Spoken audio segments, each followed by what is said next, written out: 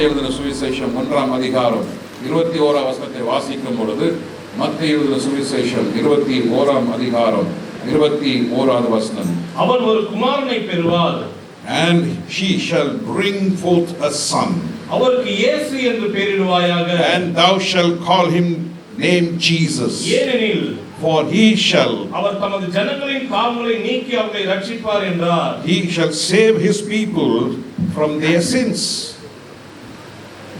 She will bring forth a son. அருமையான தேவனுடைய ஜனமே, எத்தனையோ நபர்கள் பிறக்கிறார்கள், எத்தனையோ குழந்தைகள் நம்முடைய கண்களுக்கு முன்பாக பிறந்தார்கள், நாமளும் பிறந்திருக்கிறோம். இந்தியாவில் மாத்திரம்தான் குழந்தை பிறப்பதற்கு முன்பதாகவே ஆனா பெண்ணா என்பது பார்ப்பதற்கு தடை செய்யப்பட்டிருக்கிறது. ஆனால் பக்கத்து தேசமாகிய ஸ்ரீலங்காவில் அது கிடையாது. சிலர் என்ன செய்கிறாங்க, ஒரு 6 மாசமா இருக்கும் பொழுது ஒரு ஒரு என்ன குழந்தை அறிஞ்சிக்கணும்னு ஒரு ஆவல். அப்போ என்ன பண்ணுறாங்க, ஸ்ரீலங்கா போய் ஒரு டூரிஸ்ட் மாதிரி ஒரு ரவுண்ட் அடிச்சுட்டு அங்கே போய் ஸ்கேன் எடுத்து பையனா பொண்ணான்னு பார்த்துட்டு வந்துடுறாங்க. எந்த குழந்தையா இருந்தாலும் எனக்கு சந்தோஷம்தான். ஆனால் பரலோகத்துடைய திட்டம் என்ன தெரியுமா? ஒரு மனிதன், இந்த மனுக்குலம் பாவம் செய்தபடினாலே தேவனை விட்டு தூரமாய் போனதுக்கு காரணம் ஒரு மனிதனுக்குள்ள இருக்கிறதான பாவம். இந்த பாவத்தினாலே மனிதன் தேவனை விட்டு தூரமாய் போய்கொண்டே இருந்தான். ஒரு காலகட்டம் வந்தது, பாவத்தை போக்கும்படியாய் பலி செலுத்தினார்கள். அந்த பலி செலுத்தி பாவ நிவாரணம் செய்து கொண்டார்கள். ஆனால் நாள் போக என்ன ஆயிடுச்சு, செய்ய போற பாவத்துக்கு பலி செலுத்த ஆரம்பிச்சிட்டாங்க.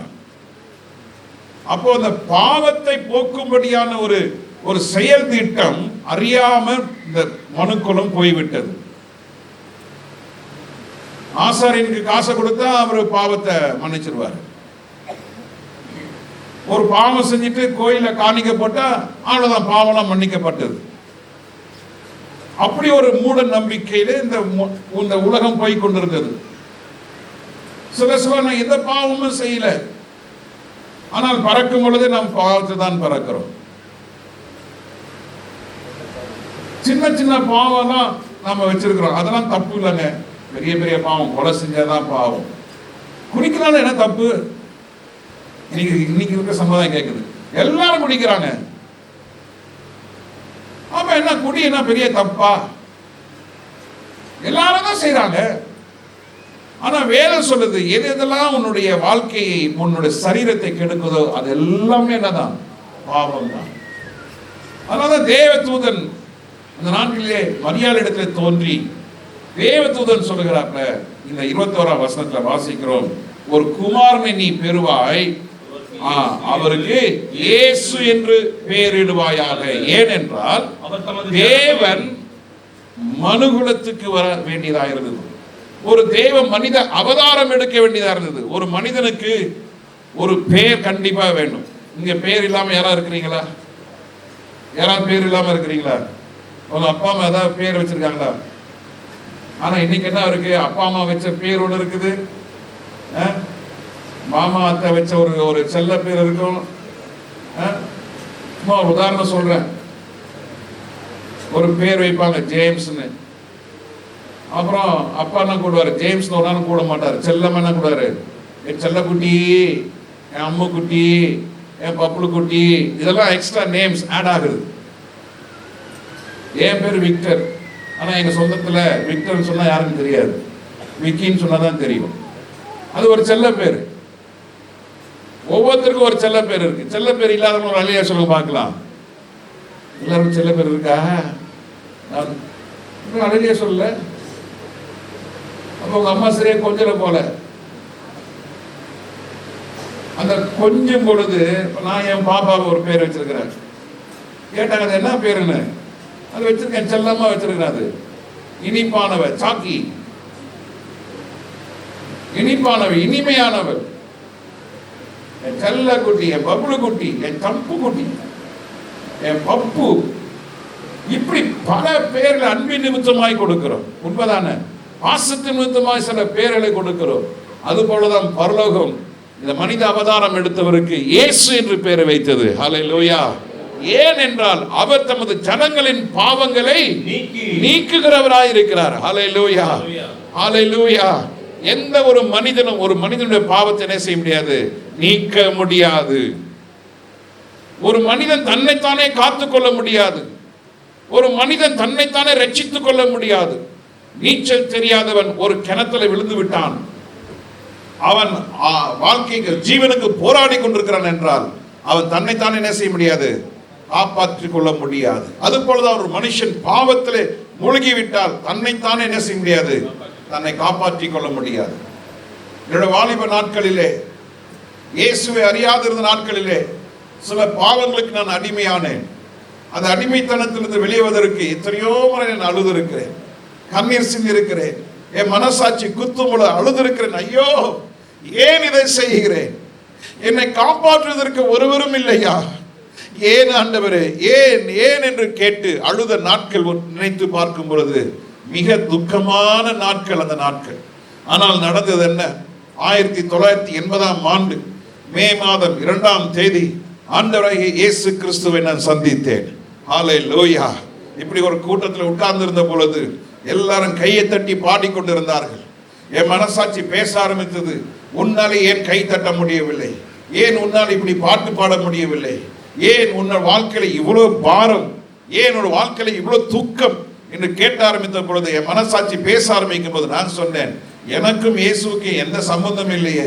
எங்க அப்பா ஒரு கிறிஸ்தவங்க, எங்க அம்மா ஒரு கிறிஸ்தவங்க, எங்க தாத்தா பெரிய ஊழியக்கார், அவங்களும் நல்லவங்க, அதனால அவங்க ஆசீர்வாதம் எனக்கு வந்துடும். நிறைய காசு கொடுப்பேன், ஊழியர்களுக்கு நல்ல செலவு பண்ணுவேன், சரீர பிரகாரமான எல்லா காரியங்களும் செய்து கொண்டு இருந்து என்ன யோசனை, இப்படி நான் செய்து கொண்டு தான் பரலோகம் போயிடலாம். ஆனால் வேதம் வாசிக்கும் பொழுது வேதம் சொல்லிச்சு, பாவம் உள்ள மனுஷன் அவன் பரலோக ராஜ்யத்துக்குள்ள என்ன செய்ய முடியாது? வர முடியாது.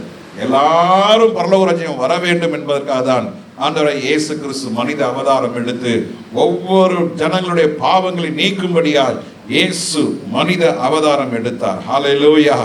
இயேசு ஒரு பாலகனாய் வந்தார். இயேசு ஒரு மனித அவதாரம் எடுத்த தெய்வமாய் வந்தார். இயேசு இந்த பூமிக்கு வந்த நோக்கம் உண்டு. இந்த உலகத்துக்கு வந்ததுக்கு ஒரு நோக்கம் உண்டு. ஹல்லேலூயா. அந்த நோக்கம் என்னவென்றால், முதலாவது இருண்டு போன மனிதனுடைய வாழ்க்கையிலே ஒரு மனிதன் தொடர்ந்து பாவம் செய்து கொண்டே இருப்பானால், ஒரு மனிதன் வாழ்க்கையிலே பாவம் இருக்குமே ஆனால் அவனுடைய வாழ்க்கை இருள். இருள்தான் அவனுடைய வாழ்க்கை. இருளிலே யாரும் இருக்க விரும்ப மாட்டோம். திருடர்கள் இருளில் இருப்பார்கள், விஷ பூச்சிகள், விஷ தன்மையுடையவர்கள் தான் இருளில் இருக்கும்.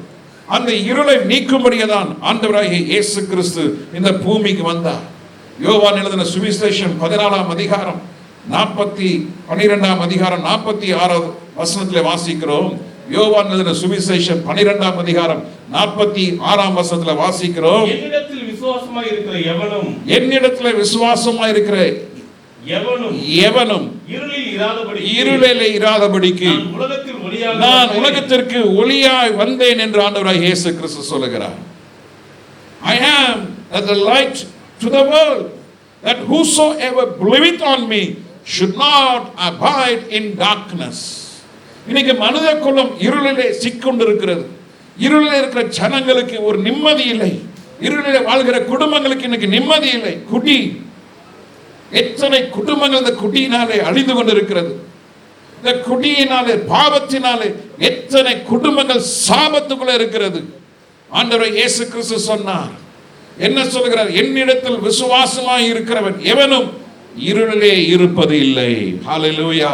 பக்கத்தில் இருக்கவங்க சொல்லுங்க, விசுவாசம் இயேசு கிறிஸ்துல விசுவாசமா இருக்கிறவன் இருளிலே இருப்பது இல்லவே இல்லை. ஹல்லேலூயா, ஹல்லேலூயா. இருளினாலே துக்கம், இருளே வாசம் செய்கிறதுனால என்ன என்பது தெரியவில்லை. What's the next? அடுத்தது என் வாழ்க்கையில என்ன? பிள்ளைகள் கைவிட்டார்கள், மனைவி கைவிட்டார், கணவன் கைவிட்டார்கள், சொத்து சுகம் கைவிட்டு போனது, பதவி கைவிட்டு போனது, ஆரோக்கியம் கைவிட்டு போனது, எல்லாம் இருண்டு போனது. தேவச்சனமே, ஒரு மனிதன் ஆண்டவராகிய இயேசு கிறிஸ்துவை ஏற்றுக்கொள்ளும் போது முதலாவது நடக்கிறது, அவனுடைய வாழ்க்கையில இருள் நீங்கி வெளிச்சம் உதிக்கிறது. அல்லேலூயா. அநேக அரசியல்வாதிகள் சொல்லுவார்கள், நாங்கள் ஆட்சிக்கு வந்தால் நாங்கள் அப்படி செய்வோம், இப்படி செய்வோம். எப்படி செய்வோம்? ஒன்றும் செய்யல.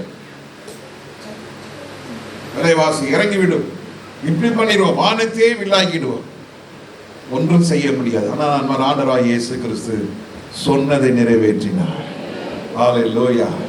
என் வாழ்க்கையில் எத்தனை பேருடைய வாழ்க்கையில இருள் வெளிச்சமாய் மாறினது? எல்லா கரனை உயர்த்தி அல்லேலூயா சொல்லாமா? ஹல்லேலூயா. அதுதான் கிறிஸ்மஸ். அம்மா, அதான் கிறிஸ்மஸ்மா. இருள் நீங்கி வெளிச்சம் உங்கள் மேல் உதித்தது. ஹல்லேலூயா. இயேசுவின் நாமத்தினாலே நாம் இன்னைக்கு ரட்சிக்கப்பட்டிருக்கிறோம். ரட்சிக்கப்பட்டவங்க நல்ல கரலை தட்டி கர்த்தர் நாமத்தை மேன்மைப்படுத்துங்க பார்க்கலாம். ஹல்லேலூயா, ஹல்லேலூயா. இந்த ரட்சிப்பை நாம் கொண்டாடுவோம். ஆமென், ஸ்தோத்திரம். நீதிமொழிகளின் புஸ்தகம் 4ஆம் அதிகாரம் 19ஆம் வசனத்தில் வாசிக்கும் பொழுது, Book of Proverbs chapter 4 verse 19, துன்மார்க்கனுடைய பாதையோ காரிருளை போலிருக்கும். துன்மார்க்கனுடைய பாதை காரிருள். யார் அந்த துன்மார்க்கன்? பாவத்தில் தொடர்ந்து சிக்கொண்டு வாழ்ந்து கொண்டிருக்கிறவன். கடல்ல குளிக்கிறதுக்கும் கூவத்தில் குளிக்கிறதுக்கும் வித்தியாசம் இருக்கு. சில மாதங்களுக்கு முன்பதாக செய்தித்தாளை வாசித்தேன். ஒருவன் தற்கொலை செய்வதற்காக சிந்தாரிப்பட்டை என்று சொல்கிற இடத்திலிருந்து அந்த கூவத்திலே அவன் குதித்து விட்டான். அவன் நினைத்தான் இது மிக ஆழமா இருக்கும் நினைத்து. குதித்த குதியிலே அவன் சேத்துல போய் சிக்கிக்கிட்டான். உயிர் போக மாட்டேங்குது. கதறுகிறான், ஐயோ என்னை காப்பாற்றுவதற்கு ஆளே இல்லையா, காப்பாற்றுங்கள் காப்பாற்றுங்கள் என்று பல மணி நேரம் கத்தி கொண்டிருக்கிறான். அந்த நாட்களிலே கூவம் ஓரத்தில் குடிசைகள் இருந்தது. அப்ப ஏதாவது இப்படி ஒரு சம்பவம் நடந்தா ஓடி போய் என்ன செஞ்சிருவாங்க, அங்க போய் காப்பாற்றுவாங்க. இப்ப எல்லாத்தையும் அகற்றப்பட்டது. போய் பார்த்தவங்களுக்கு தெரியும். அவன் ராம் முழுவதும் கத்தி இருக்கிறான். அப்புறம் தான் திடீர்னு யாரோ பார்த்து காவல்துறை சொல்லி அதுக்கப்புறம் தீயணைப்பு படையினர் வந்து அவனை காப்பாற்றினார். அவன் பேட்டி கொடுத்தான். அந்த பேட்டியை வாசித்த பொழுது எல்லோ இருதயம் உடைந்து போனது. அவன் சொன்னான், எனக்கு வாழ்க்கையில நிம்மதி இல்லை. என் வாழ்க்கையில எத்தனையோ பேர் அன்பை எதிர்பார்த்தேன். நான் அநேகரை நேசித்தேன், அநேகருக்கு நான் நன்மை செய்தேன், அநேகருக்கு நான் உதவி செய்தேன். ஆனால் எனக்கு நன்மை செய்வதற்கு ஒருவரும் இல்லை. எனக்கோ அன்பை தேடுகிறேன், எனக்கு அன்பே கிடைக்கவில்லை. சிந்தித்து பார்த்தேன், என் வாழ்க்கையை குடி என்பதே கிடையாது, சிகரெட் பிடிப்பதும் கிடையாது. ஆனாலும் என்னுடைய தெய்வத்தை தேடி பார்த்தேன், என் தெய்வமும் என்னை கைவிட்டது. எனக்கு ஒரு முடிவு வேண்டும் என்று கேட்ட பொழுது நான் சிந்தித்து பார்த்தேன், சாவதுதான் நல்லது என்று நினைத்தேன். தூக்க மாத்திரையோ தற்கொலையோ அது மிக கொடூரமானது. அதனால கூவத்தில் விழுந்து செத்துடலாம், எனக்கு நீச்சல் தெரியாது, அதனால் குதித்து செத்துடலாம்னு நினைத்தேன். ஆனால் எனக்கு இப்போதும் சாகு வரவில்லையே. சொல்கிறான், இது சேறு. சேத்தலை விழுந்தவனுக்கு சாவு லேசா வராது. பாவத்தில் இருக்கிறவனுக்கு சாவு லேசா வராது, கொஞ்சம் கொஞ்சமா தான் வரும். தேவ ஜனமே, துன்மார்க்கனுக்கு என்ன இல்லை? வசனம் என்ன சொல்லுது? துன்மார்க்கனுடைய பாதையெல்லாம் கார் இருள் தான். இன்னைக்கு கார் இருள் இருக்கிற ஜனங்கள் இன்னைக்கு ஏராளமா இருக்கிறார். அன்னைக்கு ஒரு அரசு அதிகாரிகிட்ட பேசிக் கொண்டிருந்தார். அப்போ சொன்னார், இன்னைக்கு சமுதாயத்திலே சின்ன சின்ன பிள்ளைகளாம் குடிக்காரலாய் மாறுகிறார்கள். கஞ்சாவுக்கு பல நாகரி வஸ்துக்கு அடிமையாகி கொண்டிருக்கிறார்கள். எப்படி இவர்களுக்கு என்ன செய்வதுனே தெரியல சார். அப்பொழுது நான் சொன்னேன், சார் நாங்கள் 1995 வரைக்கும் நாங்கள் நல்லா ஊழியம் செஞ்சுட்டு இருந்தோம். எங்கள் சபையில் அநேகர் குடிகாரர்கள் மனம் திரும்பி குடியை விட்டவர்கள் உண்டு. அநேக கொலைக்காரர்கள் இருக்கிறார்கள், கொலை செய்தவர்களாக இருக்கிறாங்க. அவங்களாம் மனம் திரும்பி எங்கள் சபையில் அமைதியாக இருக்கிறார்கள். ஆனால் இப்பொழுது என்னைக்கு இந்த சுவிசேஷம் இயேசுவை குறித்து பிரசங்கிக்க கூடாது என்று சொன்னார்களோ, இந்த சுவிசேஷ வேலை என்ன செய்தது? கொஞ்சம் குறைஞ்சு போனது. இதெல்லாம் கொஞ்சம் தான் குறைஞ்சது, அடியோட குறையல, கொஞ்சம் குறைஞ்சது. கொஞ்சம் குறைஞ்சதுனால இப்ப பாருங்க, அதிக அளவுக்கு இன்னைக்கு கிரிமினல்ஸ், தமிழ் என்ன சொல்றது, குற்றம் பெருகி கொண்டிருக்கிறது. குற்றத்தின் பின்னணி அதிகமாய் போய் கொண்டிருக்கிறது. ஏன்? அவனுக்கு வாழ்க்கையில துன்மார்க்கனுடைய பாதையெல்லாம் காரிருளா இருக்கிறது. அவன் வாழ்க்கையில வெளிச்சம் இல்லை, ஒரு கொலை செய்கிறான். கடந்த நாட்களில் நாம் பார்த்தோம், பாளையங்கோட்டையில் நடந்த காரியத்தை நாம் கேள்விப்பட்டோம். காலையில் ஒரு கொலை, அன்றே மாலை ஒரு கொலை.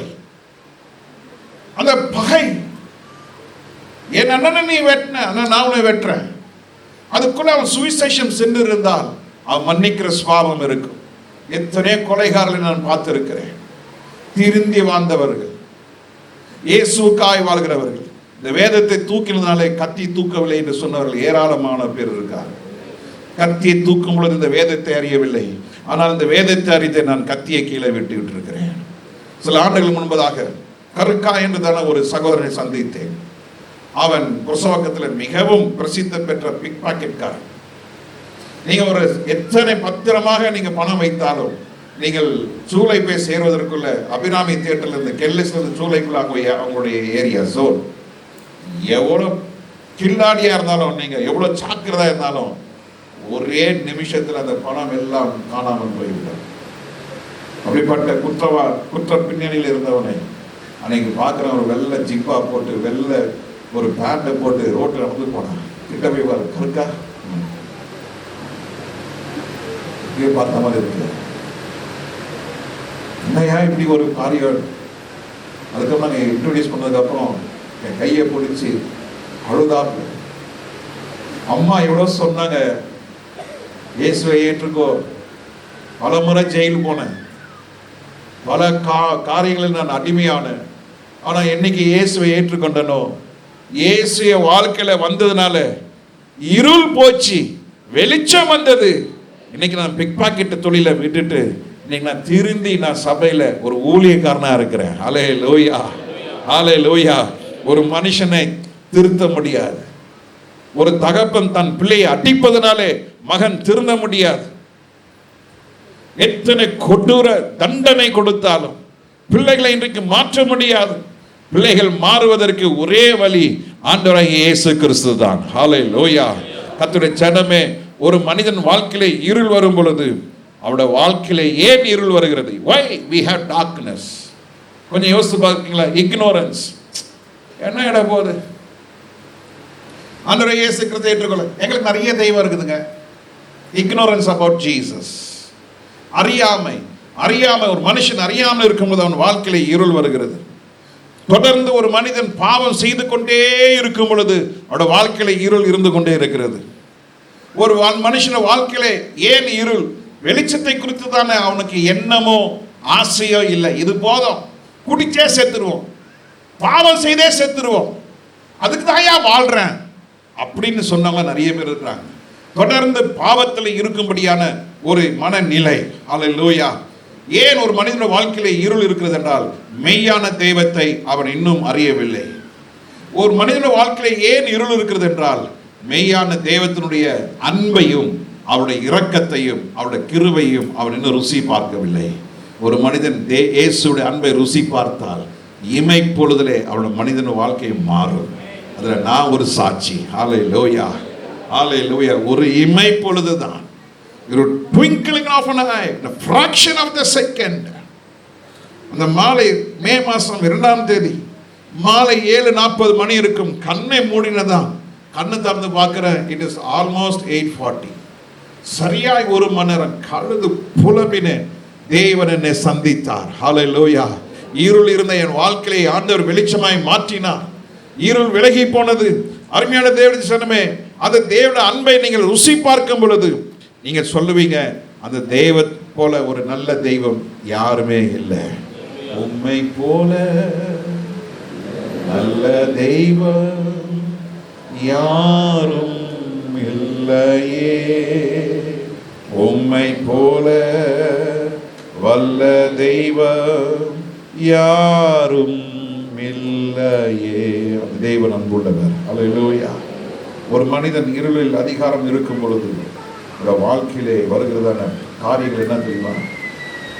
அந்த பாவம் தெய்வத்திலிருந்து பிரித்து கொண்டு போய் தெய்வத்திலிருந்து பிரித்து கொண்டு போய் அவன் தெய்வத்திலிருந்து தூரமாய் கொண்டு போகும். ஒரு மனிதன் இருளில் இருக்கும் பொழுது அவன் வாழ்க்கையிலே சோகம், கவலை, துக்கம், பயம். ஒரு மனிதன் வாழ்க்கையில இருள் இருக்கும் பொழுது அவன் வாழ்க்கையில நம்பிக்கை இருக்காது. ஒரு மனிதன் இருளில் இருக்கும் பொழுது அவனோட வாழ்க்கையில எப்போ பார்த்தாலும் ஒரு குழப்பம், கன்ஃபியூஷன். எவ்வளவு இருந்தாலும் அவன் வாழ்க்கையில திருப்தியே இருக்காது. ஒரு வெறுமை ஆளுகை செய்து கொண்டே இருக்கும். அருமையான தேவனுடைய ஜனமே, இப்படிப்பட்ட அனுபவம் உங்கள் வாழ்க்கையில் இருக்கிறதா? நீங்க அநேக வீடுகளிலே இன்னைக்கு கணவன் மனைவிக்குள்ள நல்ல ஒரு அண்டர்ஸ்டாண்டிங் இல்லை.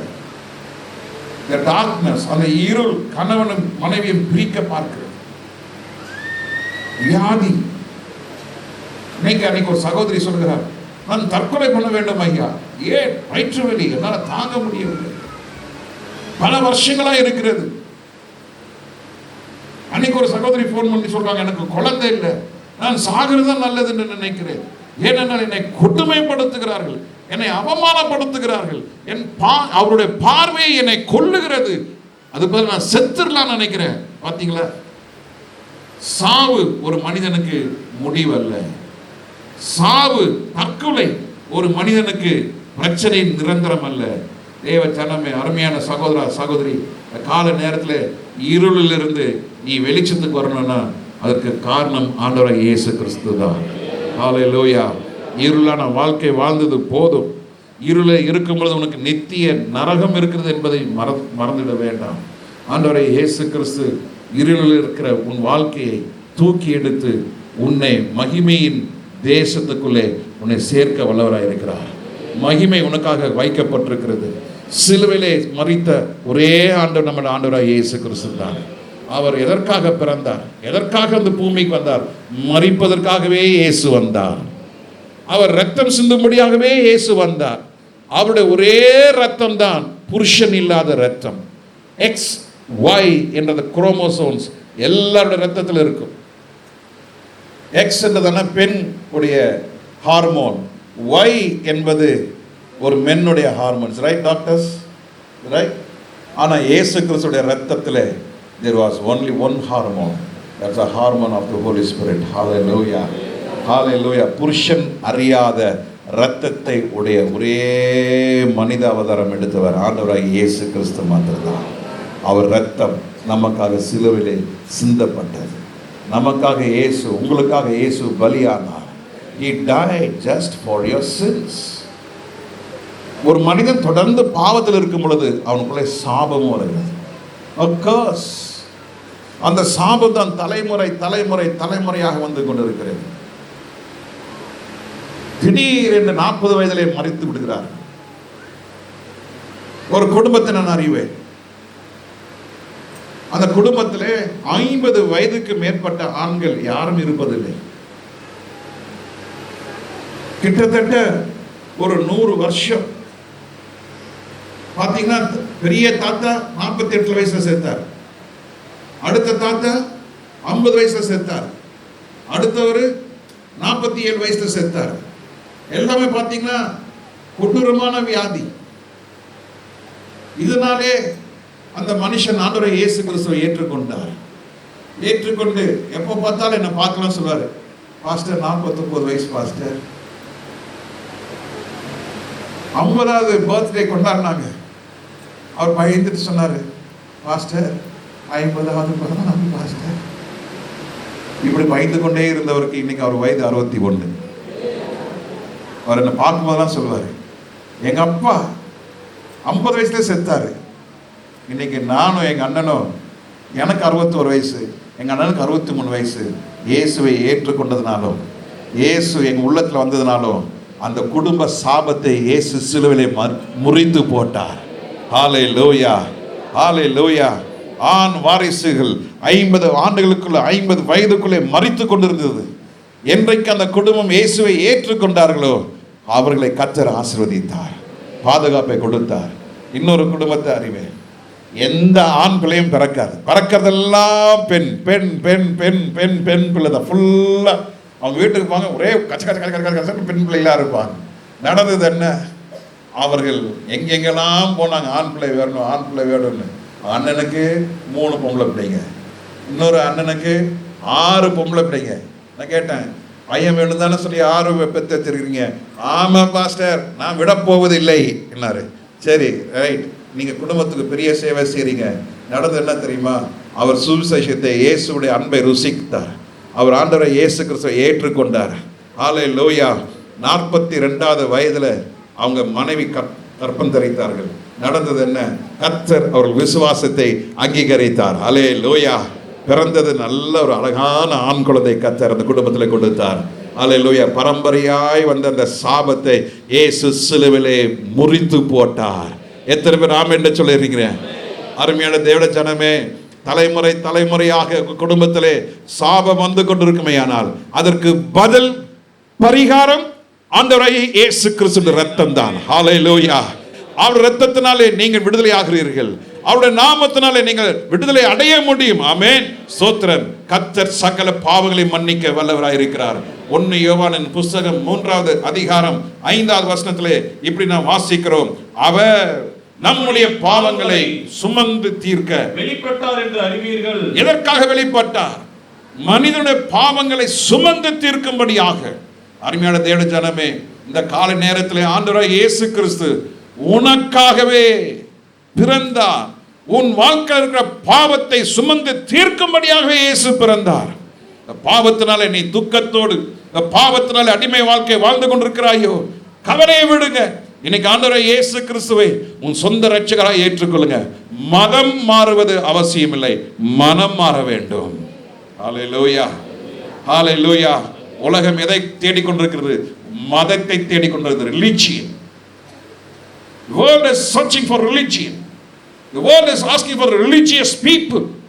No, the Bible never says religion or a religious people or a religious person. No, ஆண்டவர் சொல்கிறார், பாவத்தை போக்கும்படியாகவே நான் வந்தேன், இருளை விளக்கும்படியாகவே நான் வந்தேன். இன்றைக்கு இருளில் இருக்கிற ஜனங்கள் பெரிய வெளிச்சத்தை காண்கிறார்கள். காரணம் என்ன? பாவம் போக்கப்பட்டது. எல்லாம் பாவத்தையும் ஆண்டவர் இயேசு கிறிஸ்து சிலுவையிலே சுமந்து தீர்த்தார். ஹல்லேலூயா.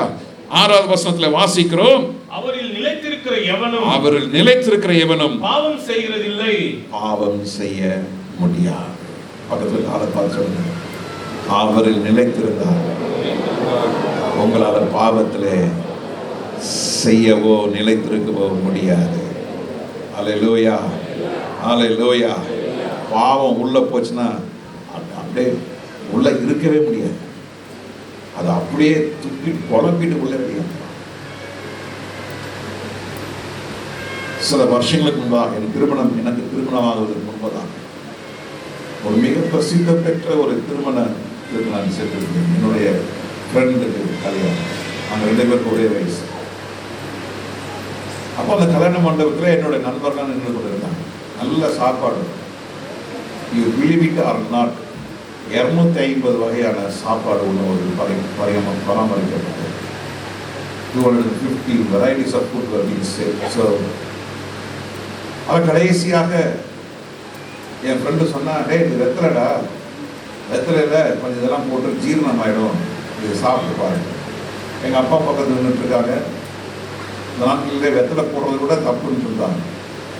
சரி வெத்தலை தானே சொல்லி சாப்பிட்டு ஒரு நிமிஷம் பக்கத்தில் சிரிக்கிறாங்க. என்னடா சாப்பிட்டியாங்க? ஆமாம் சாப்பிட்டேன். பின்னால போது சைடில் தள்ளுது. டே விளையாடாதா, என்னமோ பண்ணுது, அவசியம் செத்து போயிடுவோம் போதுன்ற. நான் அப்படியா பாருங்க, நான் சாப்பிட்டது அவ்வளோ வெளியே வருது, தலை சுத்த ஆரம்பிக்குது. எங்கள் அப்பா பயத்தார். டேய் என்னாச்சு தெரியல, என்னன்னு கொடுத்தாம ஓடிட்டான். ஹாஸ்பிட்டலில் போய் ட்ரிப்ஸ் ஏற்றுறாங்க. அப்போதான் டாக்டர் சொன்னாங்க, இல்லை இவர் ஏதோ சாப்பிட்ருக்காரு, யாரோ கொடுத்துருக்காங்க. 2 நாள் கழிச்சு ஃபோன் பண்ணுறாங்க, நல்லா இருக்கியாடா? பார்த்தீங்களா, இயேசு உள்ளே இருந்தனால அது உள்ள என்ன செய்ய மாட்டேங்குது, சரீரம் ஏற்றுக்கொள்ள எல்லாத்தையும் சாப்பிட்டதெல்லாம் வெளியே வந்துச்சு. நீ இருளில் இருக்கும் பொழுது பாவம் உன்னை ஆளுகை செய்யும். நீ வெளிச்சத்தில் இயேசுவோடு இருக்கும் பொழுது பாவம் உன்னை ஆளுகை செய்யாது. சொல்லுங்க, இருளில் இருக்கும் பொழுது பாவம் உங்களை ஆளுகை செய்யும், வெளிச்சத்தில் இருக்கும் பொழுது பாவம் உங்களை ஆளுகை செய்யாது. அதுதான் Christmas. That's the real Christmas. அதான் உண்மையான கிறிஸ்மஸ். பாவத்தில் வந்து வெளியாக இருக்கீங்களா? கோபம், எரிச்சல், வைராக்கியம், கசப்பு, இதிலிருந்து விடுதலையாக்கப்பட்டிருப்போமானால் நிச்சயமாய் இயேசு உங்களுக்கு பரலோக ராஜ்யத்தில் ஒரு இடத்தை வைத்திருக்கிறார். ஆண்டவரே இயேசு கிறிஸ்து, நான் போய் உங்களுக்காக ஒரு ஸ்தலத்தை ஆயத்தம் பண்ணின பின்பு நான் வந்து நான் இருக்கும் இடத்திலே நான் உங்களை சேர்த்துக் கொள்கிறேன். இந்த இயேசு சீக்கிரம் வரப்போகிறார். முதல் முறையாக வந்தார், வருவேன் என்று சொன்னார். முதல் முறையாக வந்தார். இயேசு கிறிஸ்து பிறப்பதற்கு 600 ஆண்டுகளுக்கு முன்பதாக ஏசாயா தீர்க்கதரிசி மூலமாய் சொல்லப்பட்டது அப்படியே நிறைவேறினது. அல்லேலூயா. 600 ஆண்டுகள் தாமதித்தாலும் இயேசு நிச்சயமாய் வந்தார். அல்லேலூயா. இயேசுவே சொன்னார், இந்த பூமியில் இருந்த பொழுது நான் போய் திரும்பவும் வருவேன். அந்த வருகிற நாட்கள் தான் இந்த நாட்கள். அன்பு தணிந்து போகிற நாட்கள். யுத்தங்கள் நடந்து கொண்டிருக்கிறது, கொள்ளை நோய் நடந்து கொண்டிருக்கிறது, பஞ்சங்கள் நடந்து கொண்டிருக்கு. பஞ்சனா விலைவாசி ஏறிக்கிட்டே போகுது பாருங்க. விலைவாசி நாள் என்ன பண்ணிட்டே போகுது, ஏறிக்கிட்டே போகுது. வீட்டு வாடகை அதிகமாக கொடுக்குறோம். வெங்காயம் தக்காளிலாம் அதிகமான விலை கொடுத்து வாங்குறோம். முன்னெல்லாம் எனக்கு நல்ல ஞாபகம் இருக்கு, 150 ரூபாக்குள்ள ஒரு மாசம் மளிகை சாமான் இன்னைக்கு வாங்கிட்டோம். இன்னைக்கு பார்த்தீங்கன்னா 3000னா பத்த மாட்டேங்குது. அது எதை காட்டுகிறது? விலைவாசி கூடிக்கிட்டே போகுதுன்னா அதுக்கு பஞ்சம் தான் காரணம். திடீர்னு தக்காளி விலை என்ன செஞ்சிருது, 100 ரூபா போய் கட கட கட கட இறங்கிட்டு வந்தது, 10 ரூபாய்க்கு வந்தது. அது என்ன காரணம்? அதிகமான விளைச்சல். அதிகமான விளைச்சல் வந்தா விலை குறையுது. விளைச்சல் குறைஞ்சி போச்சுன்னா என்ன செஞ்சிருது? அதுக்கு காரணம் வானிலை மாற்றங்கள். நீங்க எல்லாம் சீதோஷ்ணம் மாறிட்டு இருக்கு. சென்னையில இப்படி ஒரு குளிர் இருந்ததே கிடையாது. அதிகமான குளிர். இதெல்லாம் ஆண்டவராகிய இயேசு கிறிஸ்து வருகைக்கு எல்லாம் ஒரு அடையாளமா இருக்கிறது. நட்சத்திரங்களும் பார்க்கும் பொழுது, வானத்தை பார்க்கும் பொழுது ஆண்டவராகிய இயேசு கிறிஸ்து சீக்கிரமா வர இருக்கிறார். அவரை சந்திக்க ஆயத்தமா? அவரை சந்திக்க ஆயத்தம் என்றால் நமக்குள்ளே பாவம் இருக்கும் பொழுது அவரை சந்திக்க முடியாது. பாவம் இல்லாதவர்கள், வெளிச்சத்தை நடக்கிறவர்கள் இயேசுவை சந்திக்க முடியும். எல்லாம் கண்களை மூடி நாம் ஆண்டவர்கிட்ட கேட்போம், ஆண்டவரே இயேசப்பா, இப்படிப்பட்ட ஒரு நாளிலே எங்களுக்காக பிறந்தீர் ஐயா. எங்களுக்காக நீர் அவரின் மனு குலத்தை தேடி வந்த ஒரே ஆண்டவர் நீர் தானே.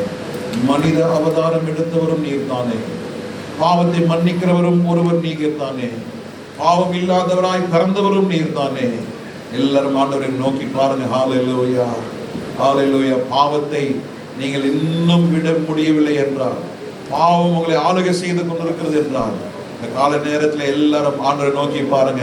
இந்த கிறிஸ்துமஸ் என்றது ஒரு பண்டிகையை கொண்டாடி விட்டு நாம் இன்றைக்கு நம்ம நித்திரை செய்வதற்கு பதிலாக இன்னைக்கு காலையில் உங்க வாழ்க்கையில் இன்னைக்கு ஒரு திருப்பு முனையா இருக்கட்டும். Let there be a turning point in your life, dear brother. பரிசுத்த ஆவியானவரோடு இடைப்படுவார் என்றால் கொஞ்ச நேரம் விட்டு கொடுங்க. ஆவியானவர் கிரியை செய்வது விட்டு கொடுங்க. ஆவியானவர் கிரியை செய்வது விட்டு கொடுங்க. இன்னைக்கு ஆவியானவர்களோடு பேசிக் கொண்டிருக்கிறார். ஹல்லேலூயா. தொடர்ந்து நீங்க பாவத்தில் இருப்போமே ஆனால் நமக்காக வைக்கப்பட்டிருக்கிற இடம் இருளான இடம்.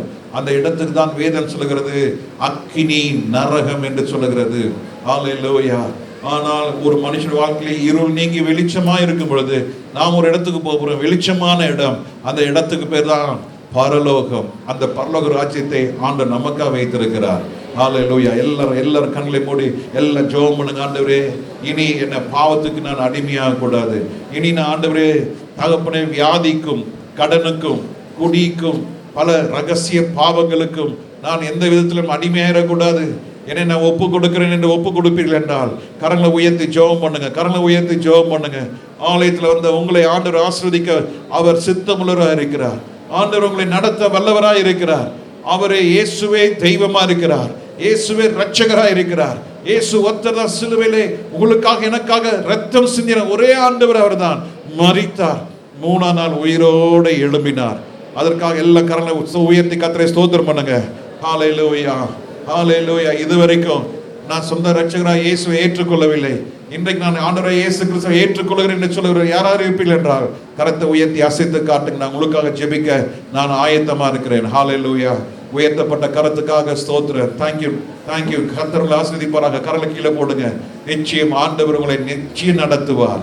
ஆண்டவர்களை கைவிடவே மாட்டார். ஹல்லேலூயா. எல்லா கர்த்தரை ஸ்தோத்திரம் பண்ணுங்க. ஸ்தோத்திரம், ஸ்தோத்திரம், ஸ்தோத்திரம், ஸ்தோத்திரம், ஸ்தோத்திரம். ஹல்லேலூயா.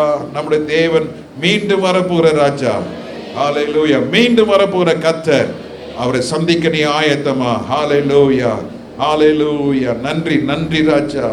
எல்லா மகிமை துதி ஸ்தோத்திரம் உமக்கே செலுத்துகிறோம். இயேசுவின் நாமத்தில் பிதாவே. ஆமென், ஆமென்.